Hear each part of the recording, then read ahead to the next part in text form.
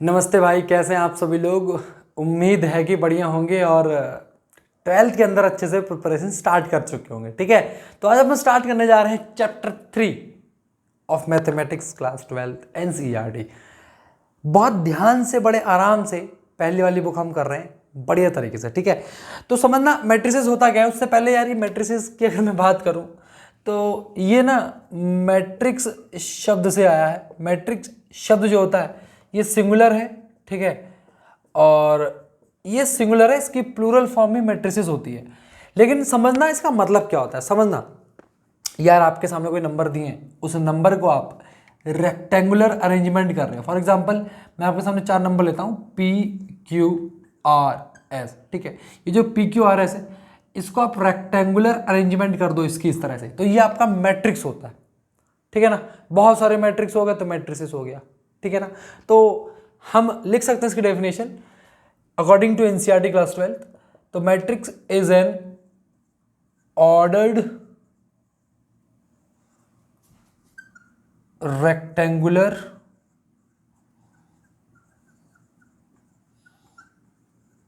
arrangement of numbers और function. ठीक है, जैसे यार ट्रिग्नोमेट्रिक फंक्शंस होते हैं। ठीक है, तो यार यहाँ पर मैट्रिक्स का मतलब क्या है? Ordered rectangular arrangement of numbers और फंक्शन। ठीक है, बात समझ में आ गई बेटा। अब यहाँ पर ना हमारी जो 12th की एनसीईआरटी है उसमें अरेंजमेंट शब्द की जगह एरे शब्द दिया है। कोई दिक्कत मतलब नहीं है, अरेंजमेंट ही है वो। ठीक है, तो अब बात करूं मैं तो कैसे हो गया। फॉर एग्जांपल, एक आपका एक मैट्रिक्स है। ठीक है, इसका P Q R S 4 number है। मैं यहाँ पर अल्फ़ाबेट ले रहा हूँ, फर्दर आपको सिखाऊंगा। ठीक है, अब सबसे पहली दिक्कत, तुम 12th में आए, तुम क्या करोगे? P comma Q R comma S, सबसे बड़ी दिक्कत पहली वाली। तो ये गलत है, ये पी कॉमा क्यू नहीं आएगा, पी फिर उसके बाद क्यू फिर आर एस, यहाँ कॉमा नहीं लगेगा, यहाँ कॉमा नहीं लगेगा। ठीक है, तो ये आपका मैट्रिक्स हो गया। ठीक है ना, तो ये मैट्रिक्स में अगर आप देखोगे ध्यान से, तो ये जो पी क्यू आर एस है ना, ये जो अंदर नंबर्स हैं और फंक्शंस हैं। ठीक है, ये जो नंबर्स हैं या फिर फंक्शंस हैं दोस्तों, इनको हम बोलेंगे एलिमेंट्स। एलिमेंट्स बोलेंगे या फिर एंट्रीज ऑफ मैट्रिक्स बोलेंगे। क्या बोलेंगे? एंट्रीज या फिर मैट्रिक्स बोलेंगे। क्लियर है बेटा? डन है यहां तक? बताओ मुझे फटाफट से। तो नंबर्स और फंक्शन की अगर बात करूं तो इसको एलिमेंट है ना, या फिर एंट्रीज ऑफ मैट्रिक्स बोलेंगे, ये जो अंदर होते हैं। ठीक है, बात समझ में आ गई। अब सुनना मेरी बात ध्यान से। यहां जो मैट्रिक्स है ना दोस्तों, यहां जो मैट्रिक्स है, यहां अगर बात करूं तो इस मैट्रिक्स में 2 तरह की अरेंजमेंट होगी। पहली अरेंजमेंट देखो आप, पी फिर Q R S T U, दोनों में देखना ध्यान से। कुछ इस तरह से ये जो एलिमेंट्स आ रहे हैं ना, ये हॉरिजॉन्टली आ रहे हैं क्या? आप बोलेंगे हाँ जी सर, ये हॉरिजॉन्टल एलिमेंट्स आ रहे हैं। और कुछ अगर आप इस तरह से देखो ध्यान से, ये वाले तो ये कैसे आ रहे हैं? वर्टिकल। ठीक है, तो ये जो हॉरिजॉन्टल एलिमेंट्स है ना, इनको हम बोलेंगे रोज। क्या बोलेंगे? और ये जो वर्टिकल आ रहा है इस तरह क्यू एस और पी आर, ये आ रहे हैं बेटा, इनको बोलेंगे कॉलम्स। क्या बोलेंगे? Columns, rows and column. ठीक है, बात समझ में आ गई। तो इसका मतलब ये जो ऊपर का मैट्रिक्स है, इस पे कितनी रो है? पहला रो और दूसरा रो। तो इसके अंदर कितनी रो हो गई बेटा? 2 रो हो गई। कॉलम कितने हैं बेटा? पहला कॉलम दूसरा कॉलम, तो इसके अंदर कॉलम कितने हो गए? 2। डन है यहां तक? ठीक है, इस मैट्रिक्स को देखो ध्यान से, पहली रो दूसरी रो, तो इसके अंदर रो कितनी होगी बेटा? 2 हो गई। कॉलम कितने? पहला दूसरा तीसरा, तो कॉलम बेटा कितने हो गए आपके यहाँ पे? 3 कॉलम हो गए। ठीक है बेटा, यहाँ तक बात समझ में आ गई। तो मैंने आपको क्या समझाया?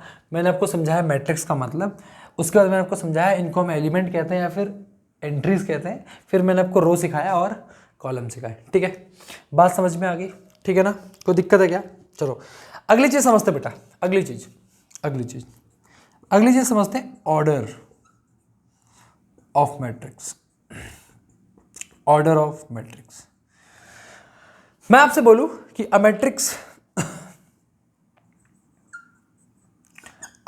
Having m rows and n columns. n columns. For example 1 2 3 4 5 let's say कि 3 से 4 रो है उसके अंदर ना, 1 रो 2 रो 3 रो 4 रो, तो यहां पर m का मतलब m number of rose m का मतलब क्या है? m नंबर ऑफ रोज, ठीक है। n का मतलब क्या है? n number of columns, n number of columns, ठीक है। तो जो मैट्रिक्स का ऑर्डर होता है ना, ये हमेशा होता है number of rose multiply number of columns, number of rose multiply number of columns, ठीक है बेटा, बात समझ में आ रही है? Number of rose multiply number of columns, ठीक है। कॉलम पहले नहीं आना है, नंबर ऑफ रो पहले आएंगे, ठीक है। सबसे पहली मिस्टेक आपकी, कॉलम पहले नहीं आएगा, रो पहले आएगा, ठीक है। तो यहां पर मैं लिख सकता हूं क्या? m multiply n, m multiply n is a order of matrix, m multiply n is order of matrix, ठीक है। कोई दिक्कत आ रही है बेटा यहां तक? बताइए मुझे फटाफट से, ठीक है, यहां तक कोई प्रॉब्लम? चलो, तो एक चीज आपने सीख ली। अब बात आती है कि यही से हम ये सीखेंगे कि यार ये तो ऑर्डर हो गया जनरली, ठीक है, ठीक है, ये आपका ऑर्डर हो गया। फिर अगर बात करूं कि हम इसके अंदर कितने एलिमेंट्स हैं, जैसे इसके अंदर एलिमेंट कितने, 1 2 3 4 है, इसके अंदर कितने 1 2 3 4 5 6 एलिमेंट है। तो नंबर ऑफ एलिमेंट निकालने का क्या फॉर्मूला है? नंबर्स ऑफ एलिमेंट, ठीक है। नंबर ऑफ एलिमेंट निकालने का क्या फॉर्मूला है? तो वो भी आपका m मल्टीप्लाई n है, वो भी क्या है? m मल्टीप्लाई n, ठीक है ना। m मतलब क्या हुआ? नंबर ऑफ रोज, n क्या हुआ? नंबर ऑफ कॉलम्स, ठीक है। डन है यहां तक? कोई दिक्कत है क्या बेटा? फटाफट नोट करिएगा, फिर आगे बढ़ते हैं, करिए नोट फटाफट से।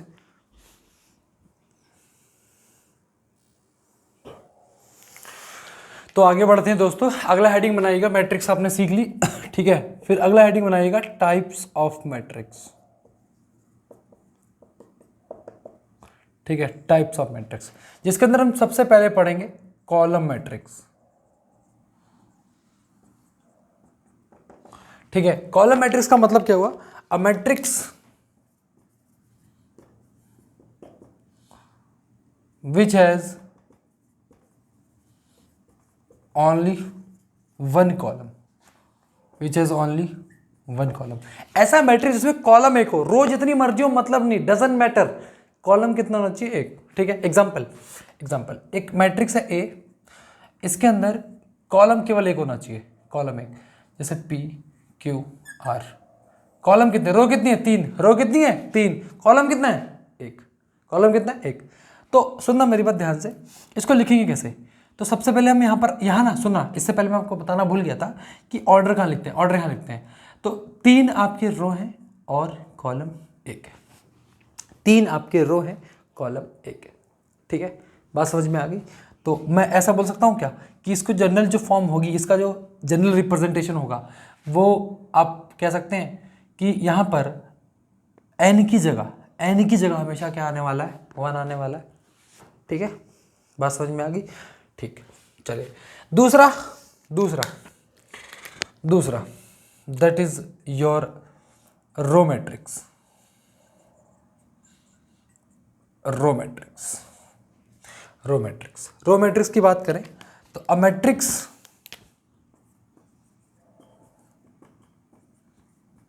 विच हैज ओनली वन रो, ऐसा मैट्रिक्स जिसके अंदर केवल कितनी रो होनी चाहिए बेटा? सिंगल रो, एक रो होनी चाहिए, है ना। कॉलम जितने मर्जी हो, रो एक होनी चाहिए।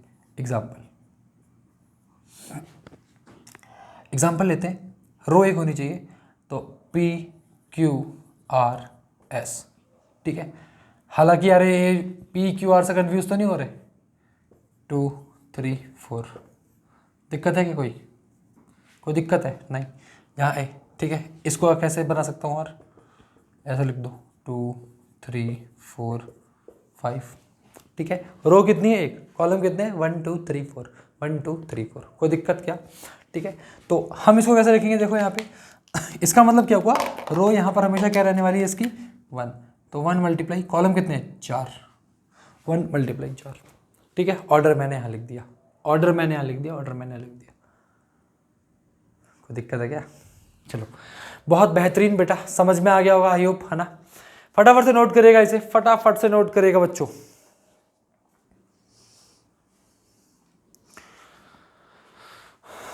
ठीक है, मिटा दूं क्या? चलो करिएगा फटाफट से नोट, है ना भाई। कहाँ गया भाई, कहाँ गया? चलो तो तीसरा मैट्रिक्स समझते हैं बेटा। तीसरा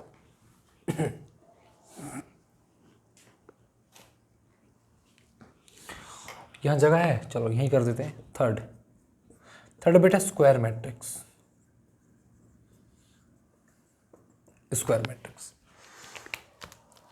a matrix in which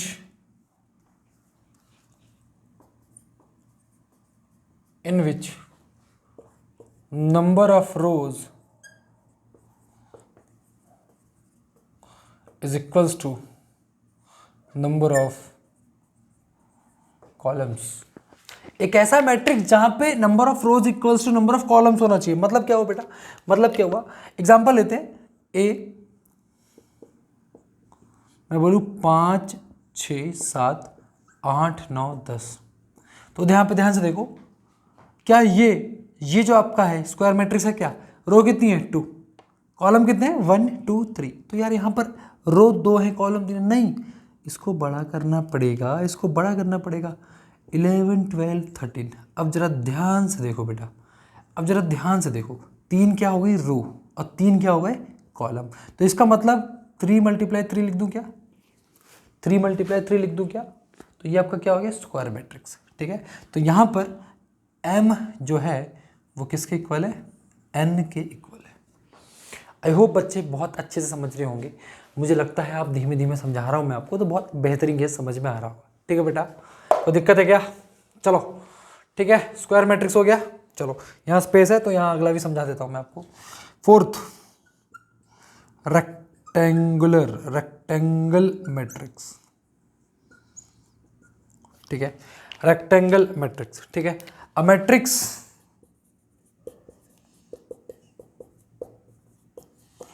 in which number of rows is not equals to number of columns। जहां पे number of rows is not equals to number of columns हो। ठीक है, नंबर ऑफ रोज जो ना हो इक्वल किसके? कॉलम के। ठीक है बेटा, कोई दिक्कत आ रही है यहाँ तक? अब भी समझा रहा हूँ भाई, अब भी समझा रहा हूँ, 1 मिनट रुक जाओ, मुझे 1 मिनट का समय दे दो। अब इसके एग्जांपल यहाँ लिख लेता हूँ, सुनना। एक मैट्रिक्स है जिसके अंदर मैं ले लूँ 2 4 6 8। ठीक है, अब यहाँ देखो ध्यान से, 2 रोज हैं 2 कॉलम है, तो यार ये रेक्टेंगल नहीं है। ठीक है, ये रेक्टेंगल नहीं है। लेकिन अगर मैं दूसरा एग्जांपल लूँ आपके सामने, 3 4 5 6 7 8। अब ध्यान देना जरा, ध्यान देना जरा, क्या ध्यान देना कि यहाँ पर रोज कितने हैं 1 2 3 रोज बट कॉलम्स 2। तो यहाँ पर हम लिख सकते हैं क्या? 3 मल्टीप्लाई 2, 3 मल्टीप्लाई 2, तो number of rose 3, number of columns 2। तो ये आपका रेक्टेंगुलर मैट्रिक्स है। ठीक है बेटा, यहाँ तक अगर समझ में आ गया हो, यहाँ तक अगर समझ में आ गया हो तो प्लीज़ इसको नोट डाउन करेगा और आगे बढ़ते हैं फिर।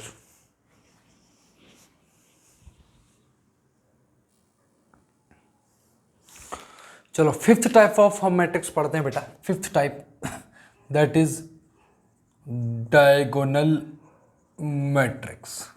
क्या बेटा? Diagonal matrix. अब ये क्या है मास्टर, समझाओ मुझे अच्छे से। समझाता हूँ भाई, देखो ना ध्यान से। ए एक मैट्रिक्स बना लेता हूँ बेटा, 2 4 5 6 7 8 9 10 11। ये यहाँ पर ये मैट्रिक्स है। ठीक है, ये नॉर्मल सा मैट्रिक्स है। आपको लग रहा होगा कि सर ये स्क्वायर मैट्रिक्स है। ठीक है, स्क्वायर मैट्रिक्स पहला। दूसरी चीज यहाँ पर डायगोनल की अगर बात करूँ, डायगोनल एलिमेंट्स की, तो ये जो होता है ना, इधर से यहाँ से चेक करना बेटा। कुछ बच्चे क्या करते हैं यहाँ से। भाई नहीं, यहाँ से और यहाँ से मत चेक, केवल यहीं से। नंबर 1 रो और नंबर 1 कॉलम A11 से चेक करना है। कहाँ चेक करना है? A11 से। ये बात समझ में आई बेटा? A11 चेक करना है आपको, तो यहीं से चेक करोगे। ये आपका डायगोनल एलिमेंट्स हो गए, डायगोनल एलिमेंट्स, ठीक है। तो इसका मतलब ये हुआ कि डायगोनल मैट्रिक्स क्या है? Is a square matrix, is a square matrix, ठीक है। अब डायगोनल एलिमेंट हो गए, डायगोनल एलिमेंट समझ में आ गया। लेकिन ये जो डायगोनल मैट्रिक्स होता है ना, इसमें डायगोनल एलिमेंट के अलावा जितने एलिमेंट होते हैं वो जीरो होते हैं। वो क्या होते हैं? जीरो होते हैं। वो क्या होते हैं बेटा? जीरो होते हैं, ठीक है। स्क्वायर मैट्रिक्स का मतलब क्या हुआ? m equals to n, 3 square है। तो इसका मतलब diagonal matrix is a square matrix whose non diagonal elements are zero,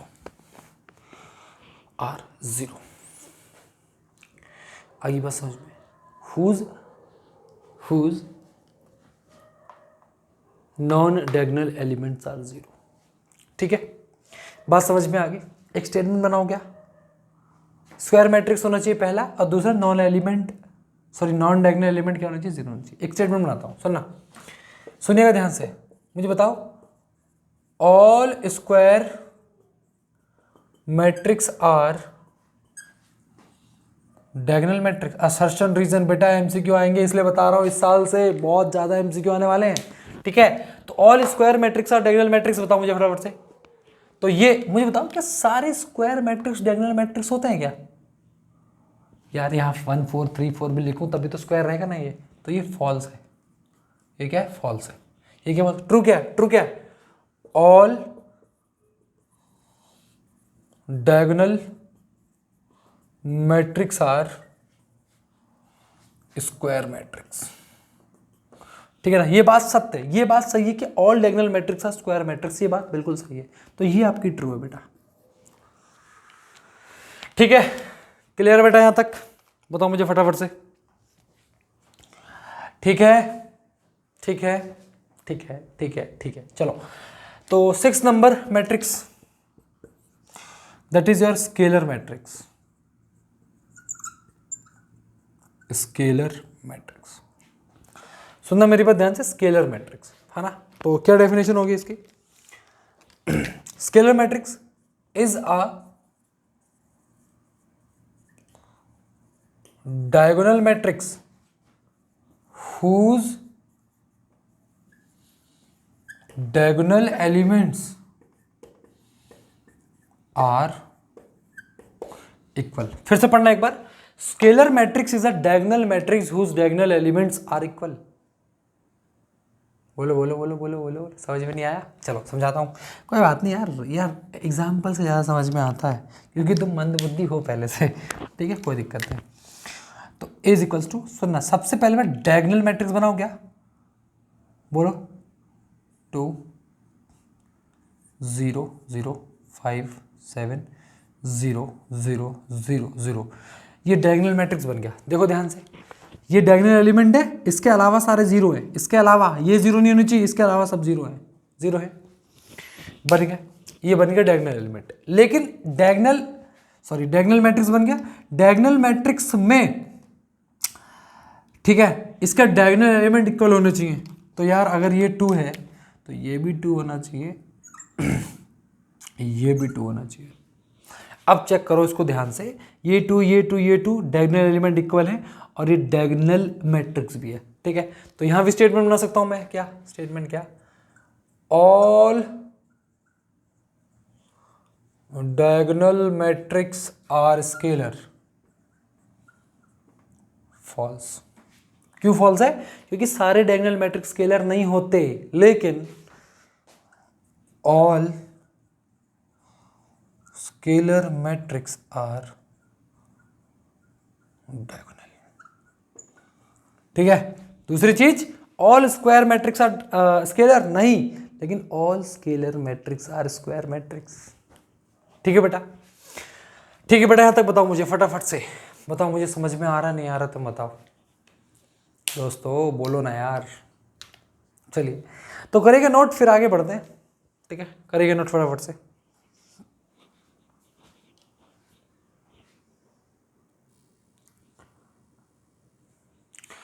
तो 6 मैट्रिक्स हमने पढ़ लिए, 7वां आइडेंटिटी मैट्रिक्स। ठीक है, अ मैट्रिक्स, कौन सा मैट्रिक्स बेटा? Square matrix. कौन सा matrix? Square. A matrix whose diagonal elements are 1 and rest are 0। ठीक है, ऐसा स्क्वायर या फिर डायगोनल मैट्रिक्स कह सकते हैं जिसके एलिमेंट क्या हो, जिसके जो डायगोनल एलिमेंट हो 1 हो और रेस्ट 0 हो। जैसे जैसे एग्जांपल, यहां सुनना मेरी बात ध्यान से। 1, ठीक है, दूसरा 1 1 0 0। एक और एग्जांपल 1 1 1 0 0 0 0 0 0। अब ध्यान से देखो, पहली बात तो ये स्क्वायर मैट्रिक्स है, दूसरा ये डायगोनल मैट्रिक्स है, और तीसरा आप कह सकते हो कि ये आइडेंटिटी मैट्रिक्स है। ठीक है, आइडेंटिटी मैट्रिक्स। चौथा आप ये भी कह सकते हो कि ये स्केलर भी है, क्योंकि यहाँ पर सारे डायगोनल एलिमेंट कैसे हैं? इक्वल है। समझ में आ रहा है? ठीक है, कोई दिक्कत है क्या बेटा? कोई दिक्कत है तो सुनना मेरी बात ध्यान से। एक बात आओ, मैं ये कह सकता हूँ क्या all identity matrix are scalar? बिल्कुल सही बात है। ठीक है, all identity matrix are scalar, but all scalars are not identity. ठीक है, all scalar matrix are not identity. ठीक है, ये सारी चीज़ें पॉइंट आउट करके धीमे धीमे अच्छे से वीडियो को 1-2 बार देख के अच्छे से दिमाग में बैठा लो। क्वेश्चंस जब आएंगे सामने, जब मैं प्रीवियस ईयर क्वेश्चन की प्रैक्टिस कराऊंगा, तब आपको चीज़ें समझ में आएंगी, और जब मैं नए क्वेश्चंस भी लेके आऊँगा आपके सामने, आपको अच्छा लगेगा करने में। ठीक है, चलिए तो लास्ट दैट इज बेटा कौन सा नंबर है? 1 हर 6 तो कर लेते हैं, 7th नंबर था दोस्त, ये 8 नंबर हो जाएगा। ठीक है भाई, 8 नंबर 0 मैट्रिक्स। ठीक है, 0 मैट्रिक्स हम कह सकते हैं a matrix whose all elements are 0, जिसके सारे एलिमेंट क्या हो? 0। फॉर एग्जाम्पल ये देख लो, 0 0 0 0। ठीक है, सारे ऑर्डर वाले देख लो बेटा, 0 0 0 0 0। ठीक है, तो ये मैंने 1 ऑर्डर वाला, 2 ऑर्डर वाला, है ना, मतलब आप 1 ये 1 इंटू सॉरी 2 इंटू 2 वाला हो गया। ठीक है, ये 3 इंटू 3 वाला दिखा दिया मैंने आपको, यहाँ 1 इंटू 1। ठीक है, एक सेकेंड, ये स्क्वायर में क्यों आएगा भाई? ये गलत क्यों लिखा मैंने? चलो कोई बात नहीं, सॉरी भाई, इसको नहीं लिखना है। ठीक है, स्क्वायर नहीं बन रहा ना ये तो इसको भी नहीं लिखना भाई, ये भी नहीं लिखा जाएगा इसमें। ठीक है, तो ये आपका स्क्वायर हो गया, स्क्वायर हो गया, स्क्वायर हो गया, स्क्वायर हो गया। बात समझ में आ रही बेटा? तो ये आपके 4 टाइप के मैट्रिक्स थे, मतलब 8 टाइप के मैट्रिक्स थे। ठीक है दोस्तों, तो यहाँ तक समझ में आया तो ज़रूर बताइएगा मुझे अच्छे से। ठीक है, तो अब बढ़ते हैं आगे। तो उससे पहले इसको नोट करिएगा फटाफट से, फिर बढ़ते हैं आगे क्वेश्चंस की तरफ और प्रैक्टिस करते हैं बेटा फिर।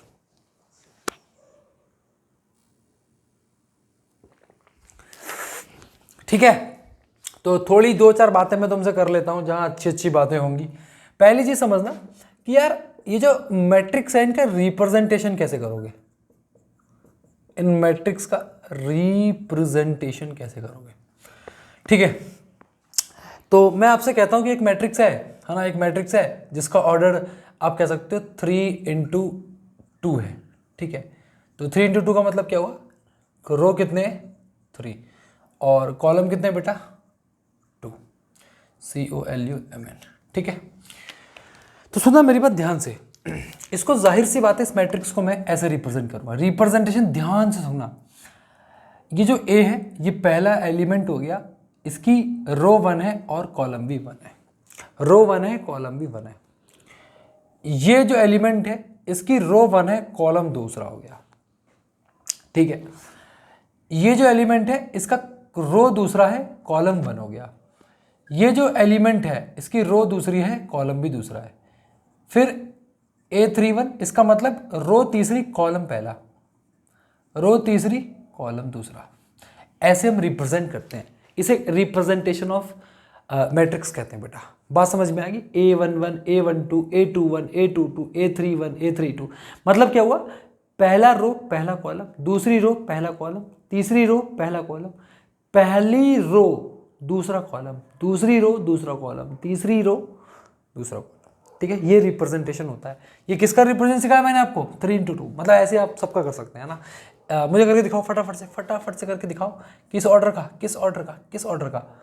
3x4 का करके दिखाओ, 3x4 का करके दिखाओ।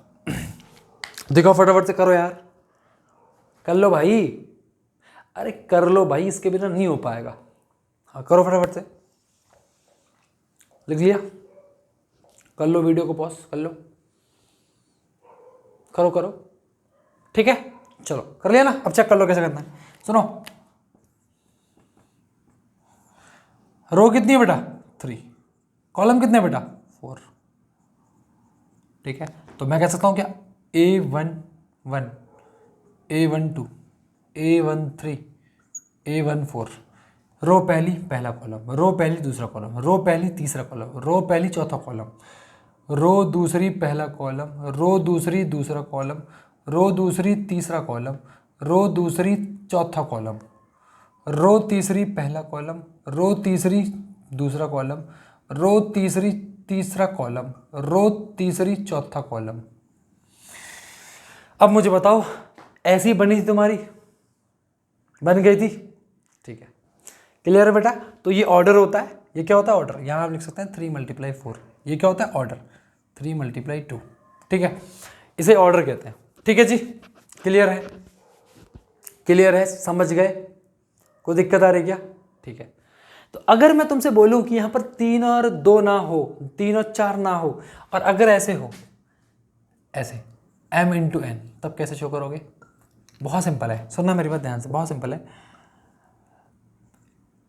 रो पहली पहला कॉलम, रो दूसरी,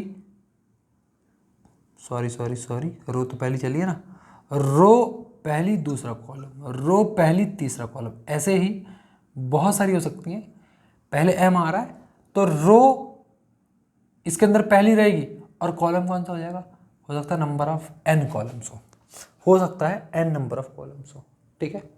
सिमिलरली रो दूसरी पहला कॉलम, ठीक है, उसके बाद रो दूसरी दूसरा कॉलम, रो दूसरी तीसरा कॉलम, सिमिलरली रो दूसरी ही रहेगी, नंबर ऑफ कॉलम n हो जाएंगे। ऐसे मैंने बढ़ा दिया इस तरफ, तो रो, अब रो n नंबर ऑफ रो आ सकता, m नंबर ऑफ रो ना, तो m नंबर ऑफ रो, ठीक है, first column, m number of row second column, m number of row third column, similarly dot dot dot m number of row n number of column, इस तरह से ही बनेगी। हालांकि इसका कोई यूज़ नहीं है उतना ज़्यादा, बहुत ऐसे सिंपल सी बात है, हो गई बात ख़त्म, m number of row n number of column, बात सिंपल सी है, ठीक है। कोई डन, कोई बात यहाँ तक, तो बताओ, नहीं है तो बताओ, ठीक है, बढ़ेंगे आगे, ठीक है। तो मिटा रहा हूँ मैं इसको भाई, समझ में आ गया होगा तुम्हें, अगर नहीं समझ में आया तो थोड़ा सा वीडियो को पॉज कर लो, फिर चला लो, फिर पॉज कर लो, फिर चला लो, फिर पॉज कर लो, फिर चला लो, वरना रील चला लो जाके, है भी, इससे ज़्यादा मुझे नहीं लगता तुम्हें कुछ और सिखाना चाहिए मुझे, ठीक है जी। तो नेक्स्ट बेटा that is equality of matrices, हाँ लास्ट, फिर क्वेश्चंस करेंगे केवल, इक्वलिटी ऑफ मैट्रिसेस, ठीक है। तो सुनना मेरी बात ध्यान से, two matrices are equal when two matrices are equal when पहला they are of same order, क्या मतलब है इसका, जरा देख के बताओ। ए बी 2 1 3 4 और बी जो है 1 2 3 2 1 2। जरा इनका ऑर्डर चेक करके बताओ, सेम है क्या? सेम है यार। इसका ऑर्डर क्या है? 2 × 2। इसका ऑर्डर क्या है? 3 × 2। ऑर्डर तो गलत है भाई, सेम है ही नहीं। तो जब सेम नहीं है तो ये इक्वल कैसे है? तो इक्वल कब होगा? जब ऑर्डर सेम होगा। 5 6 7 8 ऑर्डर सेम हो गया। पहली कंडीशन क्या है? ऑर्डर सेम होना चाहिए। लेकिन दूसरी कंडीशन यहाँ लिखूँ तू, दूसरी कंडीशन यहाँ लिख दूँ क्या? ठीक है,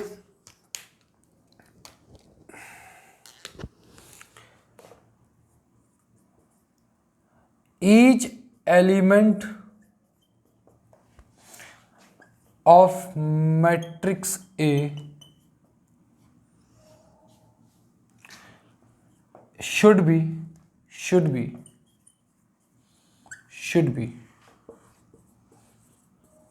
equal to corresponding